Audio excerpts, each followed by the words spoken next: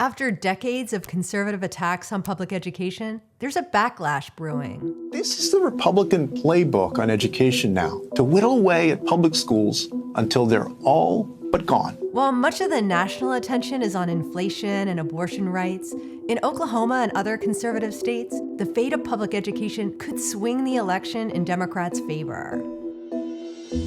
In Oklahoma, a state where registered Republicans outnumber registered Democrats by a 2-to-1 margin, the race for governor is in a dead heat. Stitt, the governor of Oklahoma, is a big supporter of school vouchers, which take money from public schools and hand it over to religious and private schools. And I pledge to support any legislation that gives parents more school choice. He tried and failed to pass a massive expansion of the voucher system this year, and he's promised to try it again if re-elected. His Democratic opponent, Joy Hoffmeister, is currently the state school's superintendent. Here's the problem. This governor has a school voucher scheme that is a rural school killer. You kill the school, you kill the community. She opposes the plan, and crucially, so do many rural Republicans. That's because in rural parts of the state, there aren't a lot of options besides the public schools.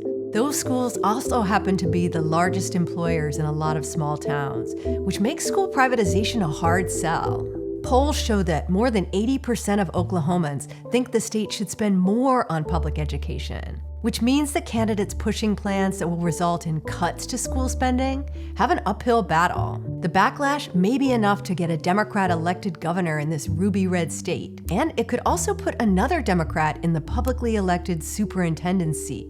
In that race, Democrat Gina Nelson is leading her Republican opponent, Ryan Walters. She's running as an avowed public education advocate who wants to boost teacher pay. He's running as a culture warrior and a proponent of private school vouchers. We are going to reject calls from the teachers union to push woke left-wing indoctrination in our schools. And, according to polls, a fair number of Republicans plan to cross over to vote for the Democrat. And it's not just Oklahoma where public education has emerged as a key issue. In states like Arizona, Pennsylvania, Illinois, and New Hampshire, Republican candidates are running on school privatization. Take Doug Mastriano, the GOP candidate for governor in Pennsylvania. He's best known for being a Christian nationalist and an election denier, but his education platform is just as extreme. Mastriano wants to slash school spending by half, then give what's left to parents via vouchers. The catch? With such deep cuts, parents will end up having to cover much of the cost of education themselves. In Illinois, the Republican candidate for governor wants to cut billions in school spending. At a recent campaign stop, Bailey again promoted his plan to use public funds for private schools. And friends, that means educational vouchers. It is a must. And Bailey wants the state to fund religious schools like the fundamentalist Christian school he founded. One that uses a controversial curriculum that teaches that the majority of slaveholders treated their slaves well and that women are inferior to men. Then there's Michigan, where the issue of public education will likely determine who occupies the governor's office. Governor Gretchen Whitmer is being challenged by conservative media commentator Tudor Dixon. Dixon is running as a culture war candidate. She says that Michigan's public schools are indoctrinating kids. Sexual content. We're talking about pornography in schools. That's the biggest concern that I'm hearing about. Dixon also has some serious money behind her. She's bankrolled by Betsy DeVos.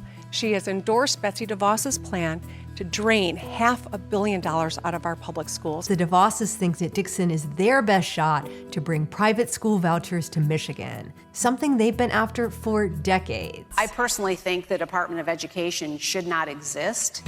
Poll after poll shows that voters across party lines are turned off by Republicans' education policies. Ever since Glenn Youngkin was elected governor of Virginia last year, we've been hearing that parent outrage equals electoral gold for Republicans. But there's just one problem with this argument.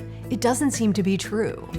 As we see in Oklahoma, Michigan, and plenty of other states, the GOP platform of dismantling public education and restricting what kids learn isn't attracting voters, but pushing them away. The GOP's education agenda these days is essentially that we shouldn't have public schools.